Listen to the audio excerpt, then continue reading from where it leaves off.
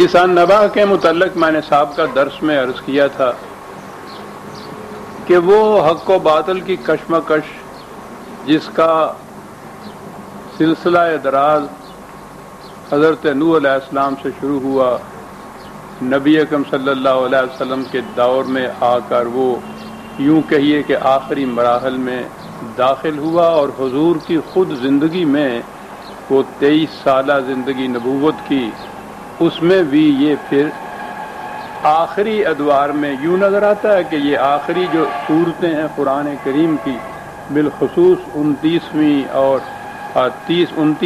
30ویں پارے کی، تو یہ اس کشمکش کے جو آخری مراحل تھے نبی اکرم صلی اللہ علیہ وسلم کی زندگی میں، ان سے متعلق تھیں۔ اس لیے پہلے میں نے کہا کہ یہ 30ویں پارے آخری پارے کی جو یہ آیت ہوئی، اما یتساءلون عن النبأ العظیم، میں نے کہا تھا کہ یہ نبأ العظیم جو ہے یہ وہ انقلاب عظیم ہے جو نبی اکرم صلی اللہ علیہ وسلم اور حضور کے رفقا رضی اللہ تعالیٰ عنہ کے ہاتھوں برپا ہونے والا تھا۔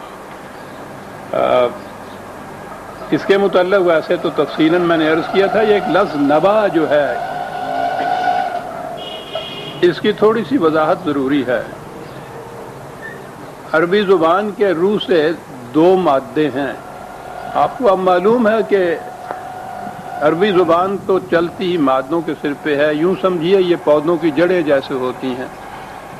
ایک تو ہے نون بے اور حمزہ، اور ایک ہے نون بے اور واو۔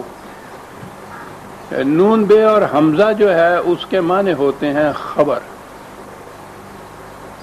اور اسی سے جو لفظ نبی بنا اس کے معنی خبریں دینے والا۔ یہودیوں کے ہیکل میں ایک منصب تھا، پروہت تھا ایک، وہ قسمت کے حال بتایا کرتا تھا، پیش گوئیاں کیا کرتا تھا، خبریں دیا کرتا تھا، تو اس کا مقام بہت بلند تھا۔ قسمت کا حال بتانے والا، اس کا تو مقام بلند ہوتا ہی ہے، تو اس کو نبی کہا کرتے تھے۔ وہ پیش گوئیاں کرنے والا اس کا ترجمہ ہوا۔ اس کا ترجمہ جب انگریزی زبان میں ہمارے ہاں ہوا تو نبی کو پروفٹ کہنے لگے، اور نبوت کو پروفیسی۔ تو پروفیسی تو آپ جانتے ہیں پیشین گوئی کو کہتے ہیں، تو پروفٹ پیشین گوئیاں کرنے والا، اس کا منصب یہ آ گیا۔ قرآن کریم نے یہ جو لفظ اپنے ہاں استعمال کیا ہے یہ نون بے واو کے مادے سے ہے۔ اس کے معنی ہوتا ہے مقام بلند پر کھڑا ہونے والا۔ اور یہ عجیب چیز ہے، صرف ایک لفظ سے ہی یہ پتہ چلتا ہے کہ مقام نبوت کیا ہے اور منصب نبوت کیا ہے، اور اس کی عملی تشریح تو نبی اکرم صلی اللہ علیہ وسلم نے جب اپنا پہلا پیغام قریش کے سامنے پیش کیا ہے تو اس کا انداز آپ دیکھیے کس طرح سے، جسے کہتے ہیں حمل رسول اللہ صلی اللہ علیہ وسلم، وضاحت کر جاتا ہے قرآن کے ان نکات کی۔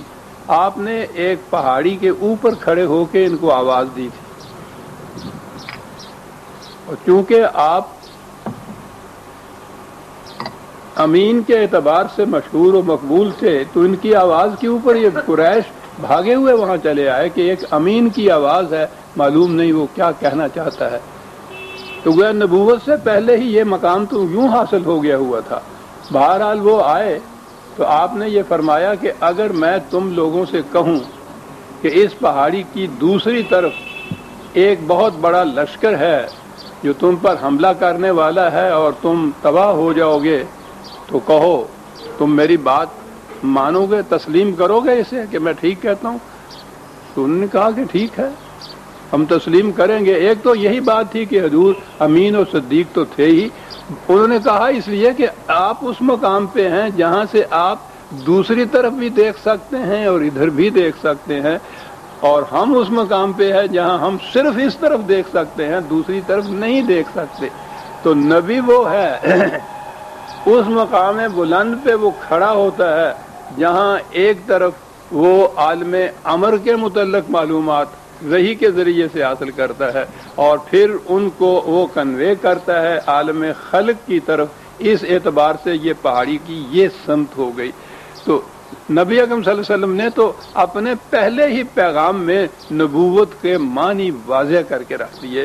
تو ہمارے ہاں نبوت پیش گوئیاں کرنے والا یا پروفٹ نہیں ہوتا، لیکن ہماری بدقسمتی جتنے ترجمے آپ لیں گے انگریزی زبان کے قرآن کریم کے، نبوت کو پروفٹ، نبی کو پروفٹ، نبوت کو پروفیسی، پروفٹ محمد ہر ایک صلی اللہ علیہ وسلم، ہر ایک کی زبان پہ آپ سنیں گے۔ کوئی نہیں یہ سوچتا کہ یہ ہم کس چیز کا ترجمہ کر رہے ہیں، ہم تو یہودیوں کے نبی کا یہ ترجمہ کر رہے ہیں، یہ تو مقام ہی اور ہے۔ اس مقام کے لیے تو بہرحال میں نے جب سیرت نبی صلی اللہ علیہ وسلم کی رقم کیا تو میں نے اس کا نام معراج انسانیت رکھا تھا۔ بلند ترین مقام میرے ذہن میں یہی آ سکتا تھا، اگرچہ حضور کا مقام تو اس سے بھی بہت بلند ہے کہیں۔ بہرحال قرآن کریم کی روح سے جہاں نبی کے متعلق ذکر آئے گا تو وہ پروفٹ نہیں ہوگا، پروفیسی کرنے والا نہیں ہوگا، پیشین گوئیاں کرنے والا نہیں ہوگا، بلکہ وہ انسانیت کے مقام بلند پہ کھڑے ہونے والا ہوگا۔ یہ پروفیسیز پیشین گوئیاں ہی تو ہیں جس نے مرزا غلام احمد جیسے کو نبی بنا کے رکھ دیا، وہ اپنی نبوت کا سارا مدار ہی پیشین گوئیوں پہ رکھ رہا ہے۔ دیکھیے یہ پیشین گوئی پوری ہوئی، وہ پیشین گوئی پوری ہوئی۔ اگر یہ پیشین گوئیاں یہی ہوتی ہیں کہ زلزلہ آئے گا، طوفان آئے گا، سیلاب آئے گا، سارے ادھیڑو کام کرنے والا، لیکن مدار ہے نبوت کا پیشین گوئیوں پر۔ کہاں سے یہ بات آئی؟ وہی پروفیسی جو تھی، اور بات آگے چلی گئی۔ اس نے تو ساتھ اپنے لیے نبوت کا دعویٰ کیا، باطل جو تھا۔ آپ کے ہاں جتنے یہ بڑے بڑے اولیاء کرام ہیں ان کی کرامات میں بات ہی یہی ہے کہ وہ صاحب آنے والے حالات کا پتہ بتا دیتے ہیں، قسمت کا حال بتا دیتے ہیں، غیب کی خبر بتا دیتے ہیں۔ تو پروفیسیز تو وہاں سے چلی آ رہی تھی ہمارے ہاں۔ یہ پروفیسی کا سوال نہیں ہے۔ اگر وہ چیز ایسی ہے کہ جس کا علم انسانی ذرائع علم کی روح سے حاصل نہیں کیا جا سکتا تو وہ علم غیب ہے، وہ خدا کے سوا کسی اور کو حاصل نہیں ہو سکتا۔ یہ تھی بہرحال نبأ العظیم۔ یہ نبأ جو ہے یہ نون بے حمزہ سے ہے، اس کے معنی ہیں خبر، انقلابی خبر جو تھی، اور تو اس کے متعلق یہ بات چلی آ رہی تھی۔ قرآن کریم کا یہ انداز مسلسل چلا آ رہا ہے، جہاں وہ اس قسم کا دعویٰ کرتا ہے کہ تمہاری غلط روش قانون مکافات عمل کی روح سے اس قسم کے تخریبی نتائج پیدا کرے گی۔ یہ دعویٰ ہوتا ہے قرآن کا۔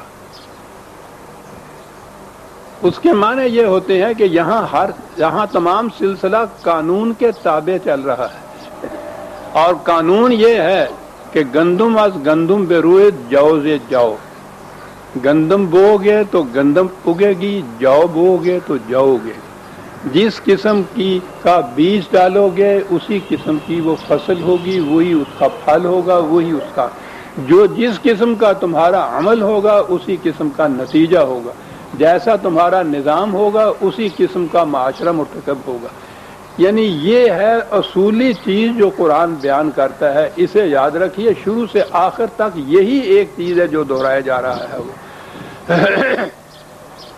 اس کے لیے دلائل دینے کے انداز و اسالیب مختلف اس کے ہوتے ہیں، لیکن نقطۂ ماسہ کا بنیادی نقطہ اس کا یہی ہے کہ ہر عمل اپنا نتیجہ پیدا کرتا ہے۔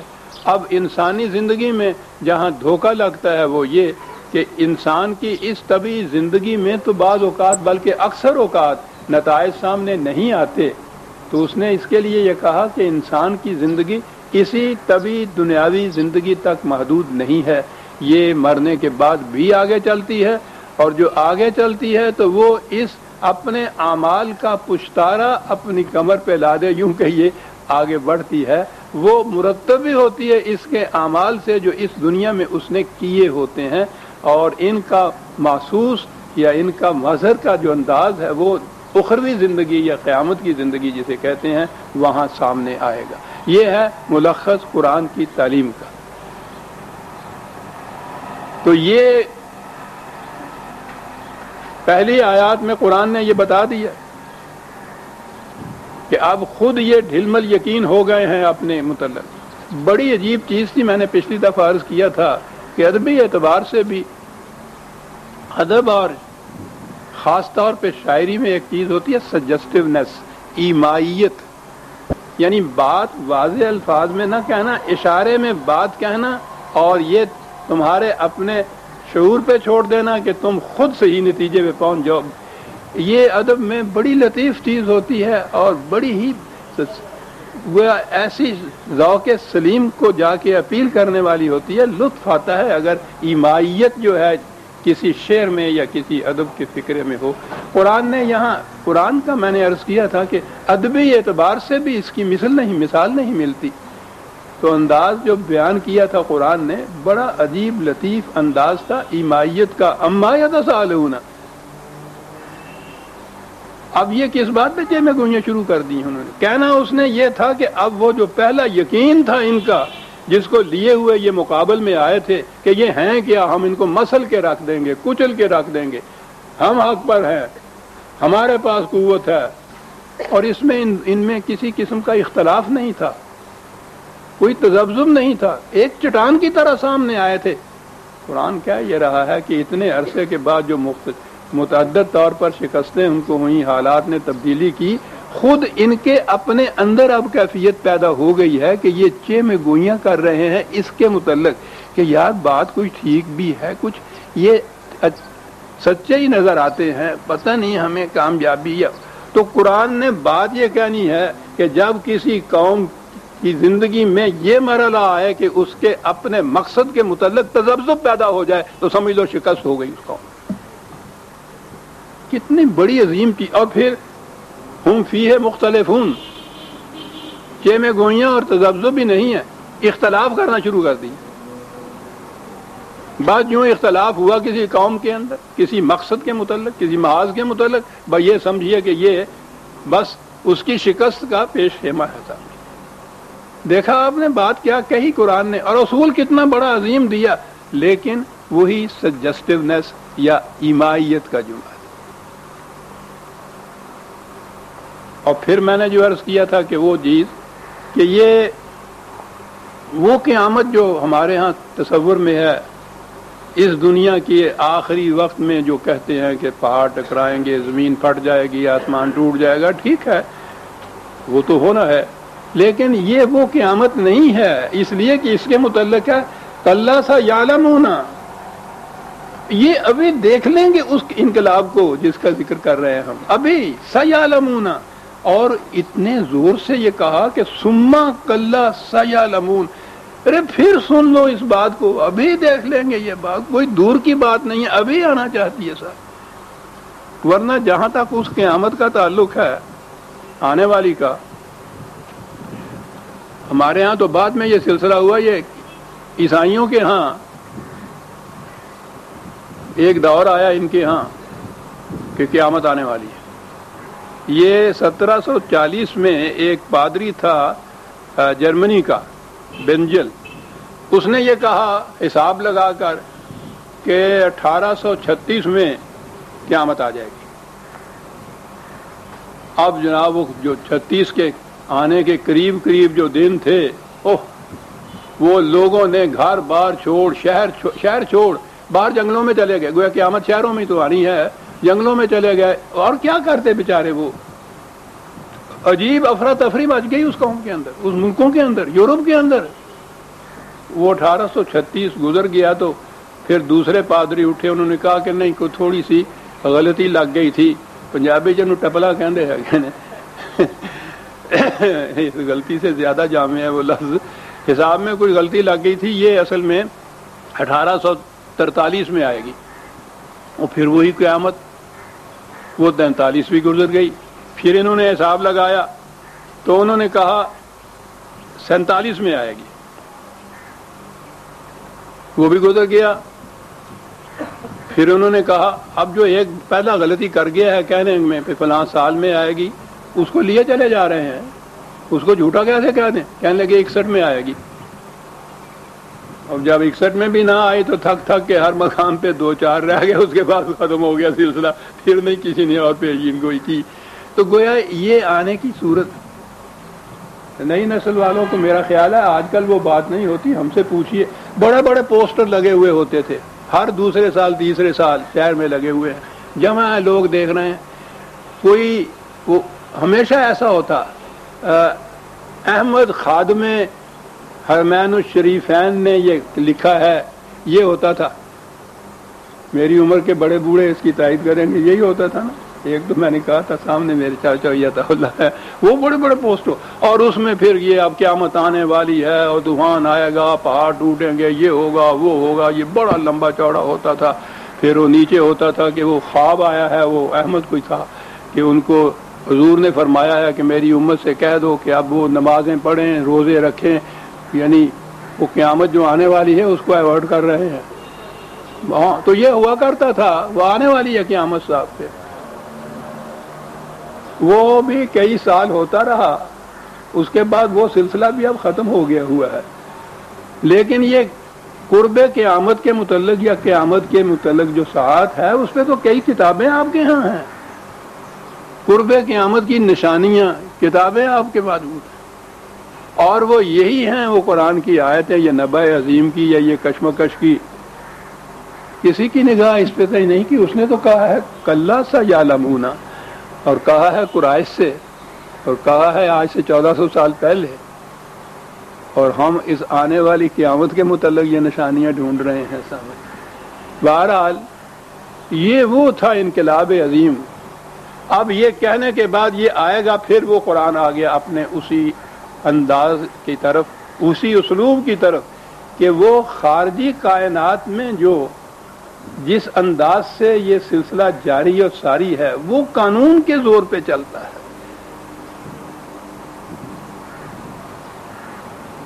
اس لیے وہ ہمیشہ پہلے شواہد خارجی کائنات کے پیش کرتا ہے, دوسرے شواہد ہوتے ہیں تاریخی اقوام سابقہ کی زندگیوں.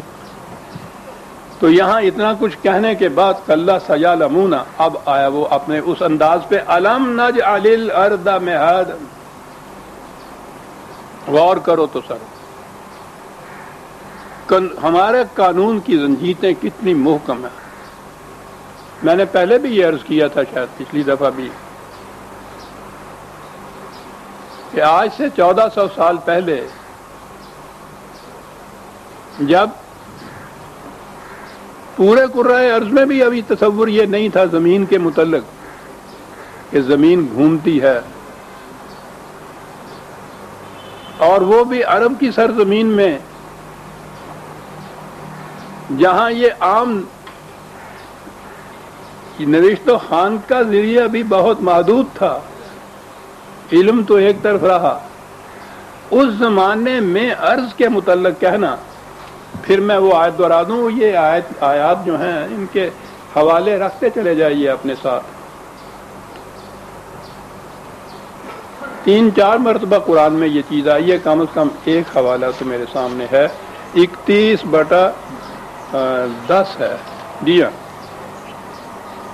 خلق السماوات بغیر عمد ترونها 31/10 وَأَلْقَى فِي الْأَرْضِ رَوَاسِيَ أَن تَمِيدَ بِكُمْ. یہ ساتھ تمیدہ اور بکم عجیب چیز ہے کہ وہ گھوم رہی ہے تمہیں اپنے ساتھ لیے ہوئے. تو یہ عجیب چیز ہے, کسی گھومنے والی چیز کے اوپر ہم بیٹھے ہوئے ہوں تو ہمیں تو ایسا چکر آئے گا, تو پتہ چلے گا اس کے ساتھ گھوم رہے ہیں. لیکن قرآن یہ کہہ رہا ہے کہ وہ تمہیں ساتھ لیے ہوئے گھوم رہی ہے. 1400 سال پہلے عرب کی سرزمین میں ایک شخص جو نبوت سے پیشتر ان پڑھ تھا, وہ یہ بات کہہ رہا ہے کہ زمین گھوم رہی ہے بیکم, تمہیں ساتھ لیے ہوئے. اور یہ 2-3 مرتبہ قرآن کے اندر دہرایا گیا ہے. یہاں اس کی بجائے لفظ مہادہ کہا گیا ہے. بات وہی ہے, بچے کا پنگورا حرکت میں بھی ہے, جنبش میں بھی ہے, سکون بخش رہا ہے, اس کی نیند میں خلل نہیں آتا بلکہ نیند آ جاتی ہے اس کو اس حرکت سے. یہ رات کو پنگورا بنتی ہے نا یہ زمین آپ کی, اس تیزی سے یہ گھوم رہی ہے کہ اگر اس کا احساس آپ کو ہو جائے تو سونا تو ایک طرف آپ زندہ نہ رہ سکیں، لیکن قرآن اس کو تمیدہ بکم کو مہادہ کہتا ہے. ابھی آ جائے گا کہ وہ مہادہ کیوں کہا ہے. والجبال اوتادا، یہ ہمارے ہاں ابھی تک ہمارے ہاں سے مراد ہے کہ سائنسدانوں میں، دنیا کے سائنسدانوں میں علم الارض کے اوپر کچھ زیادہ ابھی توجہ نہیں دی گئی، لیکن اب شروع ہو گئے ہیں اس کے متعلق بھی وہ تحقیق کرنے کے لیے، یہ کہ زمین کی اس ساخت میں یا حیث میں پہاڑوں کا کیا رول ہے جو یہ پلے کرتے ہیں، یہ ابھی تک تحقیق پوری نہیں ہو سکی، لگے ہوئے ہیں اس کے اوپر. قرآن نے جہاں بھی ارض کے متعلق کہا ہے یہ اس طرح گھومتی ہے، وہاں پہاڑوں کا ذکر ساتھ کیا ہے، اور کچھ یوں کیا ہے کہ جیسے یہ اس میں گڑے ہوئے ہوں اور اس کا بیلنس قائم رکھے ہوئے ہوں. میں نے عرض کیا ہے کہ ہمارے نزدیک تو میں نے شاید عرض کیا تھا کہ تھوڑا ہی عرصہ ہوا مدینہ یونیورسٹی کے جو چانسلر ہیں بن باز، ان کا یہ فتویٰ شائع ہوا تھا کہ کوئی شخص جو یہ کہے کہ زمین گھومتی ہے یا گول ہے تو پہلی چیز یہ کہ ان کی بیویوں پہ طلاق، یعنی کہے وہ طلاق بیوی پہ، اور پھر اس کے بعد دائرہ اسلام سے خارج، پھر وہ مرتد، اور اس کے بعد یہ آج بھی آپ کے ہاں وہ جو مرکز ہے آپ کے ہاں اسلام کی تعلیم کا، اس مرکز کی یونیورسٹی کا چانسلر آج بھی یہ کہہ رہا ہے. تو آپ سوچئے کہ اس زمانے میں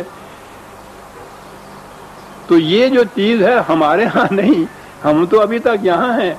اگر یہ بن باز صاحب کے اسلام کے مطابق چلیں تو یہ ماننا کہ زمین گھومتی ہے، اس سے تو بہرحال جو شادی شدہ نہ ہو وہ تو مان لیں، کچھ نہیں بگڑے گا، شادی شدہ کا تو کچھ رہتا ہی نہیں ہے.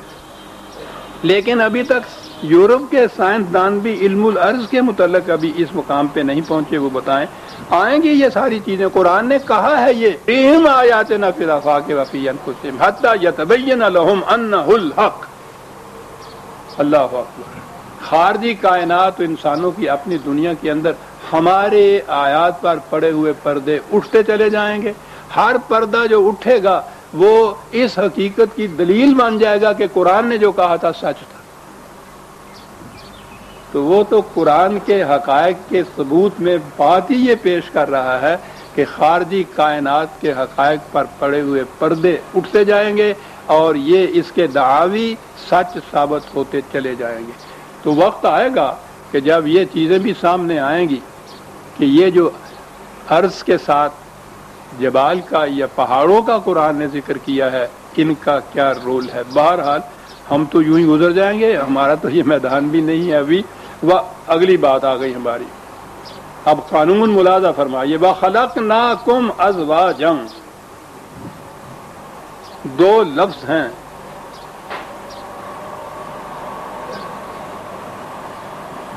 پہلے جو کچھ ہوا کرتا تھا اس کو تو چھوڑ دیجئے.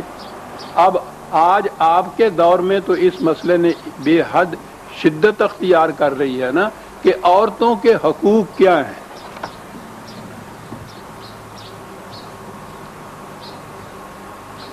تو آپ کو معلوم ہے کہ کس قدر اس پہ بحثیں، مذاکرے، سیمینر اور پھر قوانین بن رہے ہیں اس کے مطابق. گواہی نہیں اس کی قابل قبول، حقوق بتا رہے ہیں آپ.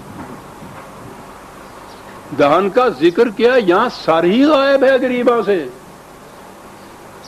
وہ انسان ہی نہیں ہے، اس کی شہادت ہی نہیں دی جا سکتی. اور اگر کہیں قیمت دینی پڑ جائے، دیت جس کو کہتے ہیں، تو مرد کی قیمت سے آدھی قیمت عورت کی ہوگی. یہ آج کل آپ کے یہاں کے مسائل ہیں، قوانین بن رہے ہیں آپ کے یہاں کے.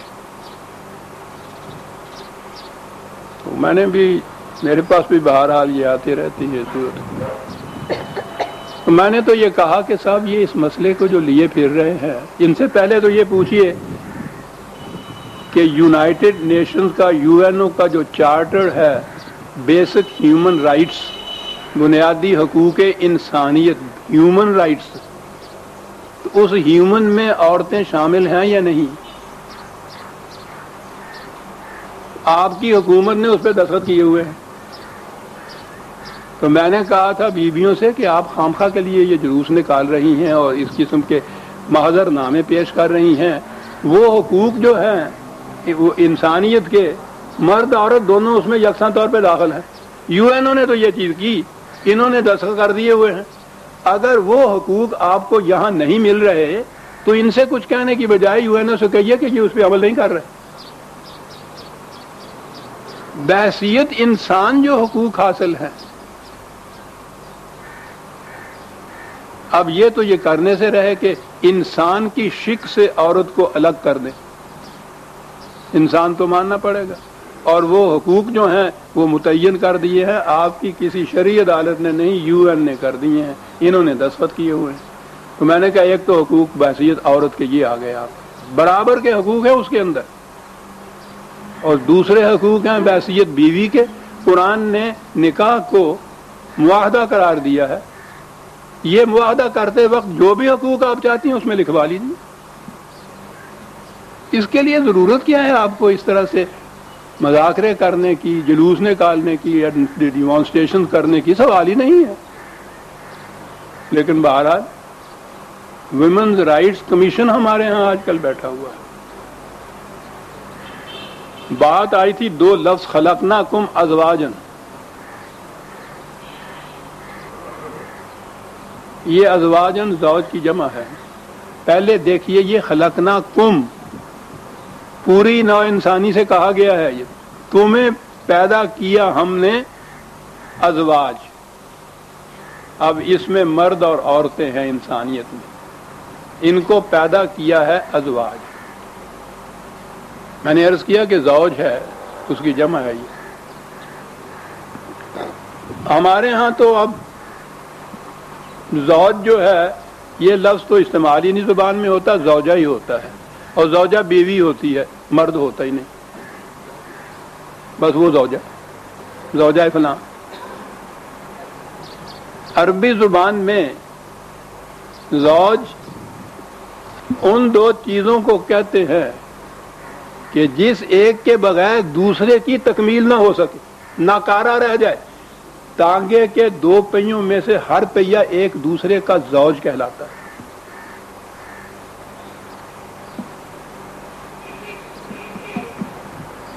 خلقناکم، پوچھئے یہ کم کے کیا معنی؟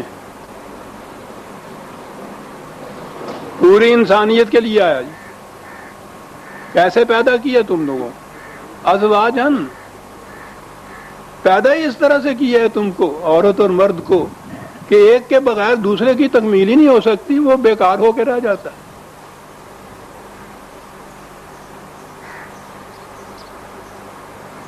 ان پہیوں کا یکسر برابر ہونا، مساوی ہونا. 1 انچ کا بھی فرق پڑ جائے ایک پہیے میں دوسرے پہیے کے مقابلے میں، گاڑی بہرحال چلتی نہیں ہے. ایک پاسے رہے کہنے پاس پہ آ جانی ہے، پوچھو نہیں اس گڈی دا ہوندا کی. اور اگر پہیا یہ ایک ہو تو، اور اگر ایک پہیا گول ہو دوسرا پہیا چوکور ہو، چلا لو گاڑی. ہے نا انہوں نے یہ چوکور پہیے رکھے ہوئے، چلتی ہیں گاڑیاں آپ کی. پوری قوم کی گاڑیاں رکی ہوئی ہیں آپ کے یہاں پہ عزیزان من، جو عورت کے ساتھ انہوں نے یہ کچھ کیا ہے. عورت کے ساتھ نہیں، خدا کی تخلیق کے ساتھ. وہ کہتا ہے خلقناکم ازواجن، یہ کہتا نہیں تم بناتے پھرو ان کو آپس میں ایک دوسرے کو، مرد اور عورت کو زوج. ہم تو نہیں زوج بنائیں گے. نہ بناؤ بھائی، ان کا کیا بگاڑ دو گے؟ پھر دیکھ لو گے جو حشر ہوتا ہے. خلقناکم ازواجا عزیزا من، مسئلہ حل ہو جاتا ہے. قرآن ہے، اس کا اپنا انداز ہے. سوال ہی یہاں نہیں کہ الگ الگ حقوق کا تعین کیا جائے. نہ دو حقوق ان کو، دوسرا پہیا ہے نہیں، چلا لو گاڑی. خلقناکم ازواجا. آپ نے غور فرمایا کہ قرآن کس انداز سے اتنے اتنے بڑے مسائل معاملات کو حل کر کے رکھ دیتا ہے ایک لفظ ازواج سے. قرآن نے یہ زوج کا لفظ خاوند کے لیے بھی استعمال کیا، خود قرآن میں یہ ہے. تو وہ تو کرنا ہی تھا جب اس نے ازواج کہا ہے دونوں کو. بس جس آئین میں، جس نظام میں، جس معاشرے میں یہ ایک دوسرے کے زوج نہیں ہیں وہ غیر قرآنی معاشرہ ہے، خدا کی مشیت کے خلاف ہے، اس کی تخلیق کے خلاف ہے۔ وہ کہتا ہے خلقناکم ازواجا۔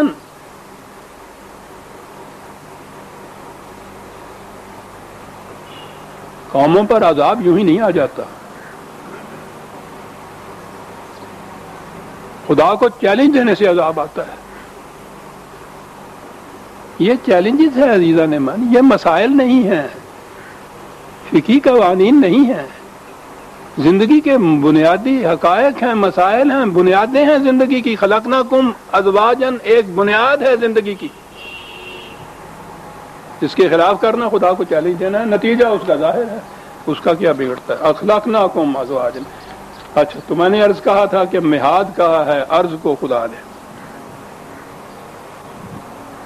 وَجَعَلْنَا نَوْمَكُمْ سُبَاتًا وَجَعَلْنَا اللَّيْلَ لِبَاسًا وَجَعَلْنَا النَّهَارَ مَعَاشًا۔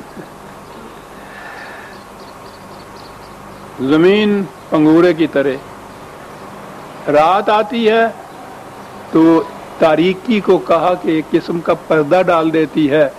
وہ دیکھا عام طور پہ سامنے لیمپ روشن ہو یا بلب جلتا ہو تو نیند نہیں آتی، تاریکی میں نیند آتی ہے، وہ پردہ بن جاتی ہے روشنی کا، اور وہ ایک ایک گھر میں ایک ایک بلب کے اوپر وہ پردہ نہیں ڈالتا، وہ پوری کرۂ ارض پہ یا اس حصے پہ جس میں رات آتی ہے وہ تاریکی کا پردہ ڈال دیتا ہے تاکہ تم آرام سے سو جاؤ۔ سباتن،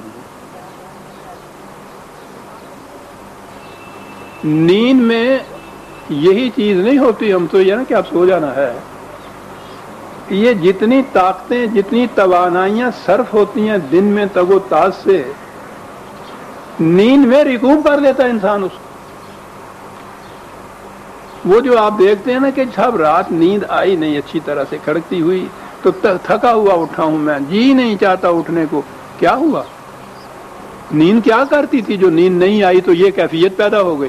ہم نے کبھی اندازہ ہی نہیں لگایا کہ ساؤنڈ سلیپ اگر رات کو آ گئی ہو تو کس قدر آدمی فریش اٹھتا ہے۔ یہ فریشنس کیا ہوتی ہے، تازگی کیا ہوتی ہے؟ وہ جو توانائیاں صرف ہو گئی ہوتی ہیں دن میں، وَجَعَلْنَا النَّهَارَ مَعَاشًا، تو وہ کام کاج کے لیے جو دن بنایا تھا تو اس کے لیے جتنی توانائی صرف ہوتی ہے وہ رات کی ساؤنڈ سلیپ میں، گہری نیند میں وہ ریکوپ ہو جاتی ہے، توانائیاں واپس آ جاتی ہیں، ریفریشڈ اٹھتا ہے، تر و تازہ اٹھتا ہے، پھر وہ اس قابل ہو جاتا ہے جعلنا النہار معاشا۔ ترتیب دیکھتے ہیں کیسی خوبصورت ہے سر، نوم کو سبات، لیل کو لباس اور نہار کو معاش، اور یہ سب کچھ اٹل قانون کے مطابق ہوتا ہے۔ وہ قوانین جو کروں کو بھی اپنی زنجیروں میں جکڑے ہوئے ہیں، وہ بنائنا فوقکم سبعا شدادا، متعدد کرے تمہارے ہاں خدا کی پہنائیوں کے اندر ہیں۔ یہ ان کا نظم و نسق ہے باہمی کہ جس سے یہ دن اور رات اس کی گردش دولابی جاری ہے، یہ ہو رہی ہے، کتنی ایگزیکٹنیس سے ہوتی ہے۔ یہاں ہم حسابی قاعدے سے بتا دیتے ہیں کہ سورج اتنے منٹ اتنے سیکنڈ کے اوپر طلوع ہوگا، اتنے پہ وہ غروب ہوگا۔ یہ ہمارے حساب کی روح سے سورج نہیں ہوتا، سورج کے حساب کی روح سے ہم اپنے ہاں یہ کیلکولیشن کرتے ہیں، کبھی غلط ثابت نہیں ہوتی۔ آپ کے ہاں کے انسانوں کی کبھی گاڑی کے معنی اب ٹرین ہے، نہ وقت پہ آتی ہے نہ وقت پہ آتی۔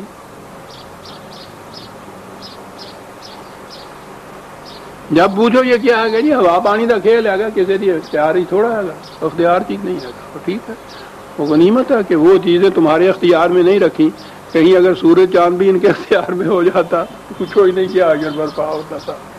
وجعلنا سراجا وہابا، ایک ہی چیز میں سورج پیدا کیا، روشنی بھی دی، حرارت بھی دی۔ ہم نے دو لفظ پڑھے،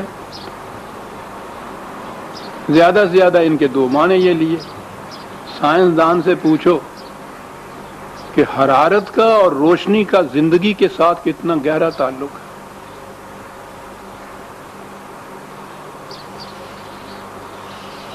اب تو اس کتاب کا شاید نام بھی نہیں کہیں آئے گا. ہمارے ہاں بچپن میں ایک کتاب ہوتی تھی زندگی روشنی صفائی. شاید ذہن میں آ جائے میرے معاصرین کے. وہ نصاب تھی پتہ نہیں چوتھی پانچویں زمانے پر. اس میں روشنی خاص طور پہ زندگی اور روشنی کا تعلق جو تھا اس زمانے میں سمجھایا جاتا تھا. پھر حرارت کا تعلق تو یہ پودوں کے متعلق تو عام سیدھی سی بات ہے. اگر اس میں روشنی نہ پہنچے, اگر ان کو حرارت نصیب نہ ہو, ان میں نمود ہی نہیں ہوتی, نشو و نمائی نہیں ہوتی. تو گویا دو چیزوں کا ہونا نہایت ضروری ہے, روشنی اور حرارت. کہا کہ ایک ہی سرچشمہ سے روشنی اور حرارت دونوں تمہیں مل جاتی, اور ایسا وقت پر وہ ابھرتا ہے, ایسے وقت پہ وہ راستہ متعین راستہ ہے جو وہ طے کرتا ہے, متعین وقت میں جا کے وہ غروب ہوتا ہے. کہا کہ کہو یہ کسی قانون کی شہادت دیتا ہے یہ نظام, یا یہ ہے کہ یہ لا قانونیت ہے کہ ظالم ظلم کرتا رہے کوئی پکڑ ہی نہ سکے. لا قانونیت تو نہیں ہے. جعلنا السراج وحاجا وانزلنا من المعصرات ماء ثجاجا. کیا بات ہے. کئی لفظ تھے عربی زبان میں بادلوں کے لیے. بادلوں کو معصرات کہنا تھا. واہ, معصرات عصر, اس کے معنی ہوتا ہے کسی چیز کو نچوڑ کر اس کے ہاں سے جتنی چیزیں ایسی ہوں جو ناکارہ ہوں, ناکامیاب ہونی, ان کو الگ کر دینا, اور کشید کیا ہوا پانی جو ہے اس کو اٹھانا. کشید کیے ہوئے پانی کو بادل کہنا. آج سمجھ میں بات آتی ہے جو کہتے ہیں کہ سارا نظام جو آپ کے ہاں فطرت کا واٹر ورس کا چل رہا ہے اس کی بنیاد یہ ہے سمندر کا پانی تو ایک گھونٹ بھی آپ نہیں پی سکتے, وہ تو ہلاکت ہوتی ہے. پھر اس کے اندر جو کثافتیں ملی ہوئی ہوتی ہیں وہ ایسی نہیں ہوتی کہ فلٹریشن سے وہ دور ہو جائے, وہ اس کو محلول کہتے ہیں. اس میں ایسی حل ہوئی ہوتی ہیں کہ صرف ڈسٹلیشن سے الگ ہو سکتی ہیں, وہ فلٹریشن سے نہیں. یہ نہیں ہے کہ کوئی ململ کا کپڑا یا اس قسم کی چیز لی, پانی ڈال دیا اس میں, یہ ٹھیک ہے دردرے مادے جن کو کہتے ہیں وہ تو اس کے اندر آ جائیں گے, لیکن جو حل ہوا مادہ اس کا ہوگا وہ تو اس میں نہیں آئے گا, وہ تو ڈسٹلیشن سے آئے گا. نظام یہ ہے کہ سورج کی روشنی سمندر سے جتنے بھی ہلاکت آمیز زندگی کے خلاف جانے والے مادے ہیں وہ سمندر میں رہنے دیتی ہے, کشید کر کے سورج کی کرنیں لے جاتی ہیں اوپر مصفہ پانی کو. قرآن اسے معصرات کہتا ہے, نچوڑا ہوا پانی جو ڈسٹیلیشن کے ذریعے سے اوپر جاتا ہے, معصرات.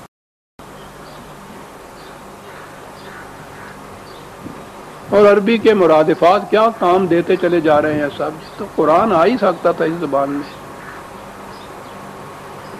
یہاں جو محیر العقول نظام قانون کا بتایا ہے نا, اس کے لیے معصرات کا لفظ آ رہا ہے, ورنہ صاحب کا لفظ بھی تو تھا.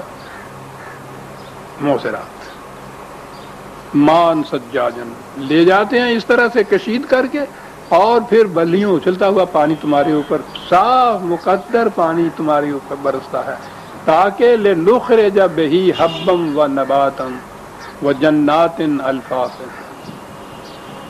تاکہ اس میں سے اجناس بھی اگیں, سبزیاں ترکاریاں بھی اگیں, پھل بھی پیدا ہوں. ایک ہی قسم کا پانی مختلف اقسام کی چیزیں اس میں سے پیدا ہوتی چلی جاتی ہیں اس کے ذریعے سے. کہتا ہے یہ جو پیدا ہوتی جاتی ہیں ان کو تم دیکھتے ہو, نظام کیا ہے, جو بیج بوتے ہو اس قسم کا پھل آتا ہے. بات ساری یہ کہنی تھی. تو کہا کہ اگر یہ خارجی کائنات میں یہ اصول و قانون ہمارے ہاں کا جاری و ساری ہے تو تم اس کائنات سے الگ ہو کہیں, تم پہ قانون یہ نافذ نہیں ہوگا. یہ ساری چیزیں آ گیا وہ جس کے لیے یہ اتنا کچھ کہا گیا تھا. یہ سب کچھ کہنے کے بعد کہا یہ کہ انا یوم الفصل کانا میقاتن, یہ سب کچھ ہم نے تمہیں اس لیے کہا، یوم الفصل یہاں کہا ہے، کیا خوبصورت باتیں ہیں، کیونکہ وہ نباتات، پودے، جنسیں، فصلیں، اجناس، پھل، یہ چیزیں کہہ رہا تھا نا۔ وہ فصل تو آپ کے ہاں کہتے ہیں، ہمارے ہاں ہارویسٹ کو ہے نا یہ، اور فصل کہتے ہیں الگ الگ کر دینے والا، فصل کہتے ہیں نتیجہ کسی عمل کا جو عمل سے الگ ہو جاتا ہے۔ کہا کہ ان تمام چیزوں کے بعد تم کس نتیجے پہ پہنچتے ہو؟ وہ یہی ہے نا کہ یوم الفصل جو ہے، ہارویسٹ کا جو وقت ہے، کاٹنے کا جو ہے، بونے کے بعد، کانا میقاتا، قانون کی روح سے وہ مقرر ہے، متعین ہے۔ میقات کسی کام کے لیے جو مقرر وقت ہوتا ہے کسی چیز کا، وہ میقات کہلاتا ہے، اور وہ مقرر ہوتا ہے۔ فصل والوں سے یہ پوچھئے، ذمہ داروں سے، وہ جو وقت مقرر ہوتا ہے وہ کس طرح سے آتا ہے ایسا؟ اب تو معلوم نہیں یہ کیا کیا تبدیلیاں پیدا ہو گئی ہیں خارجی کائنات میں بھی، ابھی اس کے متعلق کچھ سائنسدان بھی کسی نتیجے پہ پہنچے نہیں ہیں۔ اس وجہ سے یہ موسموں کی تبدیلیاں جو بالکل لگے بندے قانون کے مطابق پہلے ہوا کرتی تھیں، اب یہ بھی آرڈیننسز کے ذریعے ہونی شروع ہو گئی۔ یہ معلوم ہی نہیں ہوتا کہ کتنے عرصے تک یہ گرمی کا موسم رہے گا، یہ خشک گرمی رہے گی، کب وہ بارش آئے گی، کب وہ ہوا چلے گی۔ ورنہ ہمارے ہاں کا ذمہ دار یوں آسمان کی طرف دیکھ کے کہہ دیتا تھا کہ چوتھے دن وہ کیا کہتے تھے، پروا آئے گا اور اس میں یہ ہوگا، وہ چوتھے دن پروا آتا تھا۔ وہ اس کی دانش مندی نہیں تھی، اس کا تو تجربہ تھا، وہ قانون تھا جس کے متحد یہ کچھ ہوتا تھا۔ یوم الفصل کانا میقاتا، یہ جو اب اس میں جواب آ گیا کہ صاحب یہ جو کچھ ہمیں ڈرا رہے ہو، یہ ہوگا وہ ہوگا، یوں تباہی آئے گی، تم ختم ہو جاؤ گے، وہ ہوتا کیوں نہیں ہے؟ وہ قرآن نے کہا کہ وہ جو مہلت کا وقفہ درمیان میں ہم نے رکھا ہوا ہے، تمہارے ہزار بےتابیوں کے باوجود، بےتابیاں نہیں، تمہارے طعن و اعتراض کے باوجود بھی ہم اس میں تبدیلی نہیں کرتے۔ ورنہ آ جاتا ہے نا غصہ کہ روز جو آ کے اس طرح دیا چوبیاں دیندے پے ہو، پھر وہ آتی کیوں نہ تباہی، لاتے کیوں نہیں ہو تم؟ بڑی چیز تھی۔ حضور سے تو یہ کہا کہ وَاصْبِرْ عَلَىٰ مَا يَقُولُونَ، برداشت کرو جو یوں کچھ کہتے ہیں۔ خود اللہ میاں کو نہیں اس میں یہ غصہ آیا کہ اچھا یہ کہتے ہو کہ لو یوں تو یوں ہی صحیح بچو، نہیں سر، وہ قانون والا خدا ہے، جذباتی خدا نہیں ہے، اسے غصہ نہیں آتا، اسے خوشی نہیں ہوتی۔ میقات ایک لفظ ہے، یوم الفصل جو ہے وہ میقات ہے، قانون کی روح سے وہ متعین ہے وقت جو ہے، اس کی خلاف ورزی ہم بھی نہیں کرتے۔ اور جو بھی خدا کے نام کے اوپر اس دنیا میں نظام اقتدار قائم کرے گا، خدا کی صفات میں یہ صفت اس کے لیے ہوگی کہ قانون کے خلاف وہ کبھی نہیں کرے گا۔ قانون غیر متبدل ہوگا، قانون خدا کا مقرر کردہ ہوگا، اور وہ اس میں کسی قسم کی تبدیلی تو ایک طرح وقت بھی نہیں بدل سکے گا۔ میقات، یوم الفصل کانا میقات، وہ جب وقت پورا ہو جائے گا اور وہ یا وقت آ جائے گا، وہ جو ہے اس میں ہوگا کیا؟ یوم ینفخ فی الصور فتأتون افواجا، نفخ صور یہ قرآن میں آتا ہے، ترجمے ہمارے ہاں ہوتے ہیں جب سور پھونکا جائے گا، پھر اس کے بعد وہ تصور ہوگا کہ قیامت کے دن وہ ایک فرشتہ سور سرنا کو کہتے ہیں، وہ نرسنگا ہوتا ہے، بگل جس کو آج آپ کہتے ہیں، تو بگل کو بجایا جاتا ہے۔ جنگ کے زمانے میں جنگ کے لیے تو یہ بگل، آج بھی بگل کام دیتا ہے، اور اس زمانے میں تو بگل ہی آواز ہو سکتی تھی، بڑی آواز، لاؤڈ سپیکر ہوتے نہیں تھے، اس کو بھی کہتے تھے۔ نفخ فی الصور کے معنی ہوتے تھے کہ اس میں پھونکنا، معنی لیے جاتے تھے میدان جنگ کا۔ قیامت میں یہاں والوں کے متعلق یہ لفظ نہیں استعمال کرتے تھے، ہمارے ہاں کے مفسر قیامت میں ایک فرشتہ سور پھونکے گا، نرسنگا، اور پھر یہ مردے قبروں سے اٹھیں گے، اور اٹھ کے تو وہ وہاں میدان حشر میں جائیں گے. یہ تصور ہمارے ہاں یہ سور کا، جیسا بار بار میں دہرائے چلا جا رہا ہوں، آخرت کی زندگی کے متعلق جو کچھ بھی قرآن نے کہا ہے اس پر ہمارا ایمان ہے، لیکن وہ ہمارے شعور کی موجودہ سطح سے بلند چیز ہے. وہ حقائق ایسے ہیں کہ اس وقت ہم ان کو بیان ہی نہیں سمجھ سکتے وہ کیا ہے.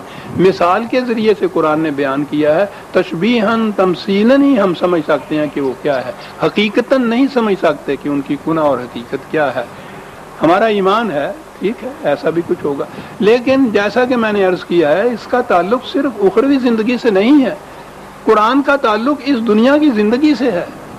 وہ اس لیے یہ چیزیں منواتا ہے کہ اس کا اثر پڑتا ہے آپ کی اس دنیا کی زندگی پر، انفرادی زندگی پر، اجتماعی زندگی پر، عالمگیر انسانیت کی زندگی پر. ورنہ اگر یہ بات نہ ہو اور اس کا نتیجہ صرف قیامت تک ہی ہو تو اس کا کچھ فائدہ ہمیں نہیں پہنچ سکتا. تو بہرحال عربی زبان کی روح سے بھی، یعنی یہ عجیب چیز ہے ان کے ہاں. صورت تو آپ جانتے ہیں نا، سواد کے ساتھ جو صورت ہوتی ہے، شکل و صورت جس کو آپ کہتے ہیں، صورت ہوتی ہے وہ پیکر ہوتا ہے، فگر جسے آپ کہتے ہیں کوئی چیز، اس کی جمع بھی صور ہے.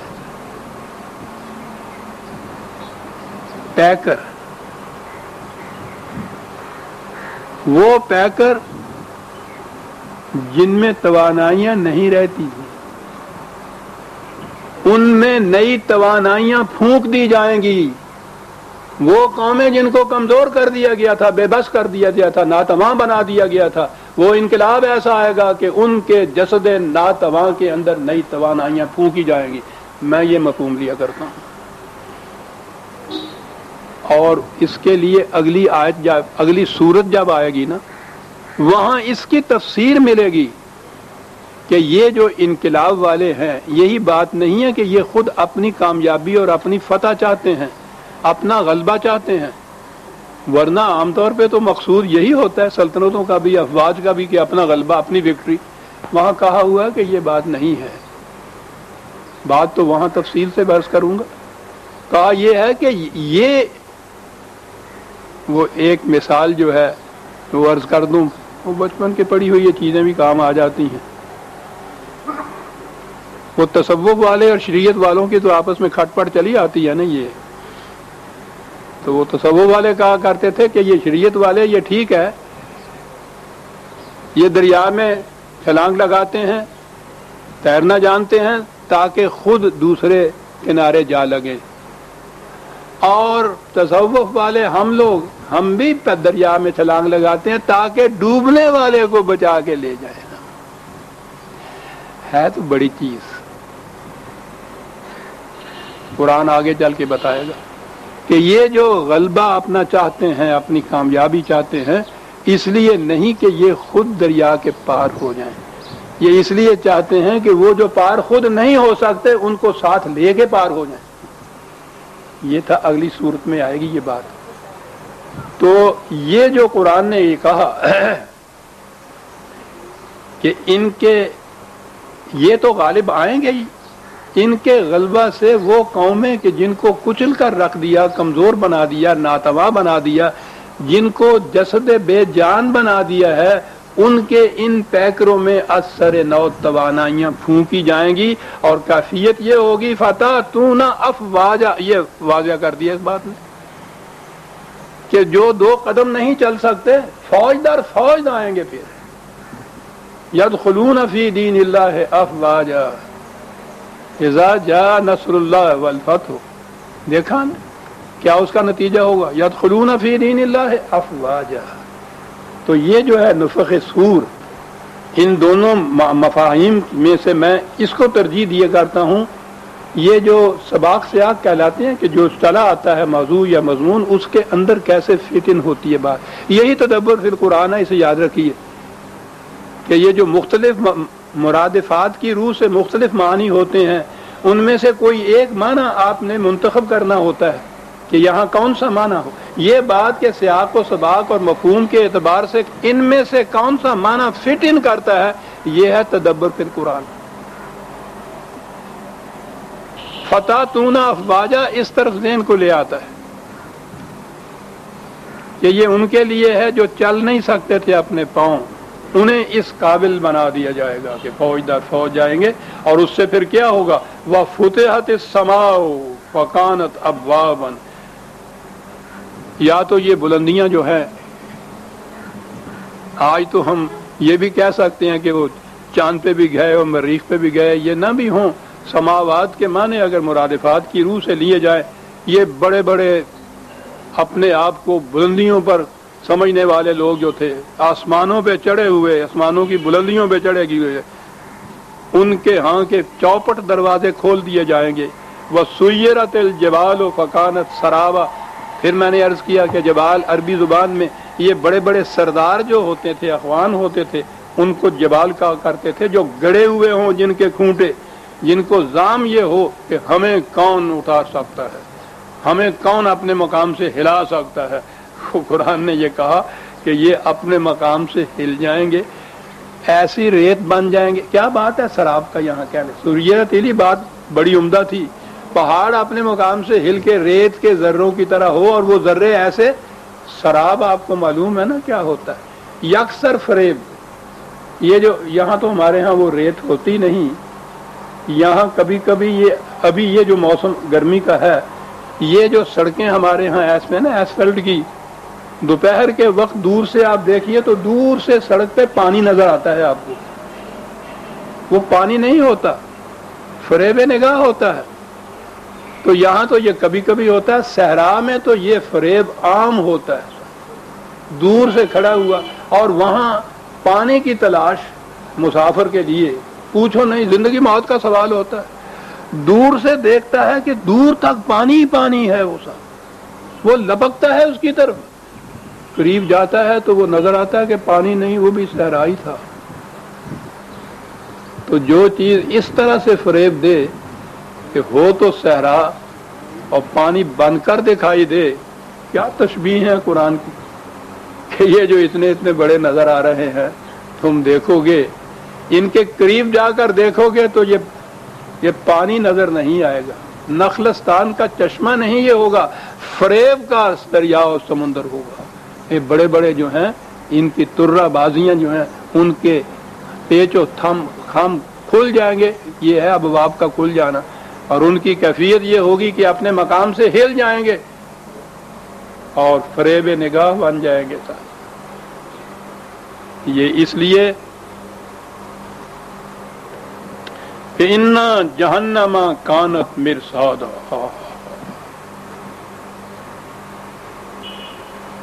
کیا بات ہے، کیا لفظ ہے صاحب، جہنم ان کی گھات میں بیٹھی ہوئی ہے۔ کہیں وہاں جا کے جو آئے گی جہنم وہ دیکھی جائے گی، وہ گھات میں کیا بیٹھی ہوئی ہوگی، جہنم ان کی گھات میں بیٹھی ہوئی ہے۔ اور جہنم کے تمہارے آپ کو معلوم ہے، جہاں انسانیت کو جلایا جائے۔ یہ ایک وادی تھی اس زمانے میں، اس میں وادی میں ایک دیوتا تھا ان کے ہاں، اس دیوتا کے سامنے زندہ انسان کو جلایا جاتا تھا اور قربانی دی جاتی تھی۔ تو وہ اس وادی کا نام ہی جہنم تھا، کہ جس میں انسانیت کو جلایا جائے، ہر وہ معاشرہ جس میں انسانیت کو جلایا جائے جہنم ہے۔ اور جلایا اس طرح جاتا ہے کہ جہنم ہوتی ہے، رک جاتا ہے ایک مقام پہ، آگے نہیں بڑھ سکتا جہنم۔ کہا وہ جہنم جو ہے وہ ان کے گھات میں بیٹھی ہوئی ہے۔ 2-3 منٹ شیخ صاحب، اچھا جی، 2-3 حوالے ہیں، ان کو لکھ لیجئے۔ یہ بڑی اہم چیز ہے کہ وہ تصور جو ہمارا ہے نا کہ جہنم وہیں جا کے آئے گا، وہاں آئے گا، پھر میں بار بار یہ عرض کر دوں، لیکن ہزار حیف، میں نے پچھلے دفعہ شاید یہ شعر پڑھا تھا، ہزار حیف نہ بینی قیامت موجود۔ یہ جو اس وقت جہنم ہے جس کے اندر ہم ہیں، اس طرف نگاہ نہیں ہماری جاتی۔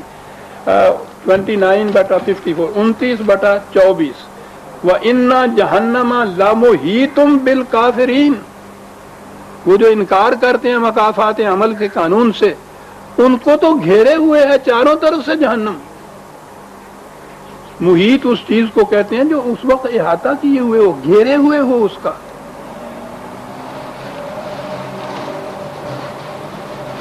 ایک اور ریفرنس 82/16 82/16 جہنم کے متعلق کہا.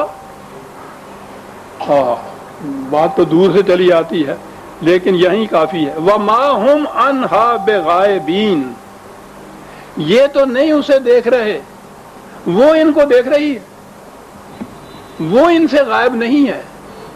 ان کی نگاہوں میں وہ غائب ہے، اس کی نگاہوں میں یہ غائب نہیں ہے، یہ سب یہاں موجود ہیں. آپ دیکھیے جہنم کو کہاں لا رہا ہے. اور پھر یہ ساتھ کی آیتیں اگر آپ آئیں گے تو آپ تو میں سمجھتا ہوں تڑپ اٹھیں گے. ایک اور ہے، یہ تھا 82/16 79 79/36 وَبُرِّزَتِ الْجَحِیمُ لِمَنْ یَرَاهَا. جہیم تو آج بھی اسی طرح سے موجود ہے، لیٹنٹ جسے کہتے ہیں، چھپا ہوا جسے کہتے ہیں، مضمر جسے کہتے ہیں. لمن یرا، دیکھنے والوں کے سامنے ابھر کر جہنم آ جائے گا. دیکھنے والوں کے سامنے، جن کو بصیرت حاصل ہے ان کے سامنے تو جہنم ابھر کے آ جاتا ہے. یہ ہے وہ جہنم جس کے متعلق کہا کہ ان جہنم کانت مرصادا للطاغین مآبا. بہرحال اب وقت نہیں، یہاں سے ہم یوں کہیے کہ سورہ النبا کی آیت 20 تک ہم آ گئے، 21 یا 22 تک آ گئے. اس کے بعد آئندہ لیں گے. ربنا تقبل منا انک انت السمیع العلیم. شکریہ.